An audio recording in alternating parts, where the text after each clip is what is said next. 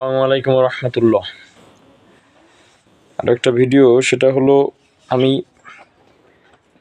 চিন্তা করেছি যে প্রত্যেকটা শেয়ার আসলে কোথা থেকে কোথায় নেমেছে তার একটা ডাটা আপনাদের সামনে তুলে ধরার চেষ্টা করব। এই পার্ট অন, এটা জানি না কখনো কোনো ভিডিওতে দুইটা, কখনো তিনটা, কখনো আবার একটা। আজকে একটা শেয়ার নিয়ে বলবো, সেটা হলো বিডি অটোকার। এই শেয়ারটা কোথা থেকে কোথায় নেমেছে শুধু এতটুকু বলবো যে আসলে মার্কেট বিনিয়োগকারীদের কি কন্ডিশন, কি অবস্থা, তারা কোন অবস্থার মধ্যে আছে। প্রথম যে শেয়ারটির কথা বলবো, আসলে কোথা থেকে কোথায় নেমেছে আমরা যদি একটু বিস্তারিত বলি। দেখেন, আমি 5-6 বছরের হিসাবটা করলাম। 19 সালে 18-19 সালের দিকে শেয়ারটা 500 টাকা পর্যন্ত উঠেছিল। তার আগে 2010-এর পরে বা 10-এর দিকে শেয়ারটার অনেক প্রাইস ছিল, যেহেতু সাপ্লাই অ্যান্ড ডিমান্ডের কম্বিনেশনে অনেক দাম ছিল। তারপরে 500 টাকা 18-19-এর দিকে 500 টাকা পর্যন্ত উঠে যায়। এইখান থেকেও যদি আমি ধরি, 20 সালে এই শেয়ারটি 170 থেকে 50-এর মধ্যে ঘোরাফেরা করতেছিল।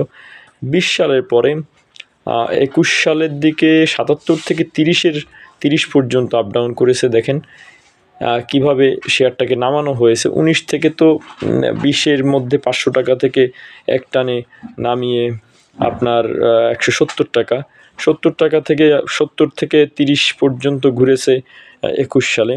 22 সালে এই শেয়ারটি ওরকম রেঞ্জ 50 থেকে 30 বা এরকম।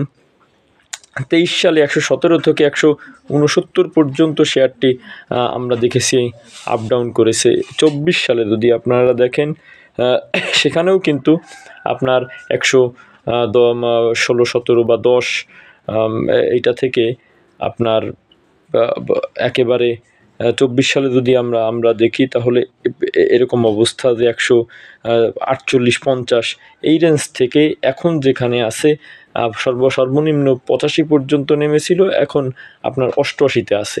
তাহলে আপনি যদি গত 5 বছরই এই শেয়ারটার হিসাব করেন, কখনো কিন্তু প্রাইসটা মানে সেই 18-19-এ যারা কিনেছিল তারা কিন্তু ওই প্রাইস পায়নি।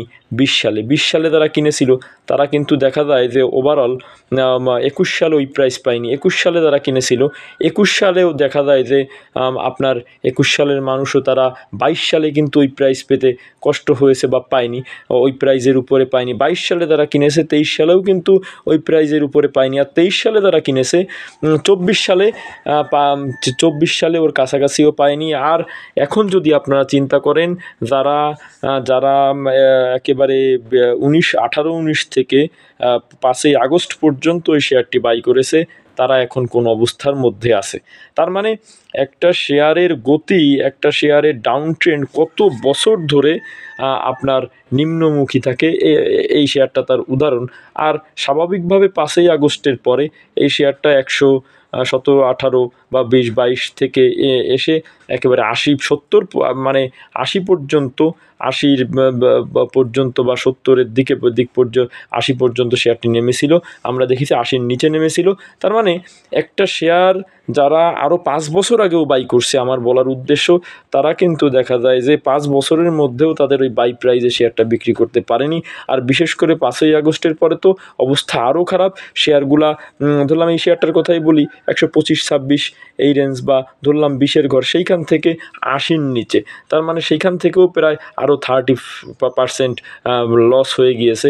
ওভারঅল যদি আমরা দেখি, যে আমি আপনাদের সামনে আরও বিস্তারিতভাবে অন্য শেয়ারগুলো আমি তুলে ধরার চেষ্টা করব, যে আসলে কোথা থেকে কোথায় নেমেছে আর কি অবস্থা।